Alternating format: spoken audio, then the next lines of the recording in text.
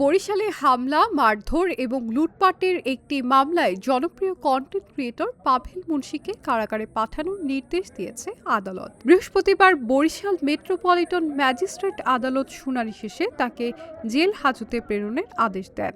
গত ৩১ অক্টোবর ২০২৫ তারিখ শুক্রবার দুপুরে আনুমানিক ১২টার দিকে আসামিরা রামদা, লোহার রড, লাঠিসোঁটা নিয়ে দলবদ্ধভাবে বুখাইনগর বাজারের কবির স্টোরে হামলা চালায়। এ সময় দোকান মালিক কবির হাওলাদারকে লক্ষ্য করে গালিগালাজ এবং মারধর শুরু করে। এক পর্যায়ে ধারালো অস্ত্র দিয়ে মাথায় কোপ দিয়ে তাকে গুরুতর জখম করা হয়। এ ঘটনায় গত বছরের ২ নভেম্বর বরিশাল কোতোয়ালি মডেল থানার কবির হাওলাদারের পিতা মোহাম্মদ জাফর হাওলাদার বাদী হয়ে মামলাটি দায়ের করেন।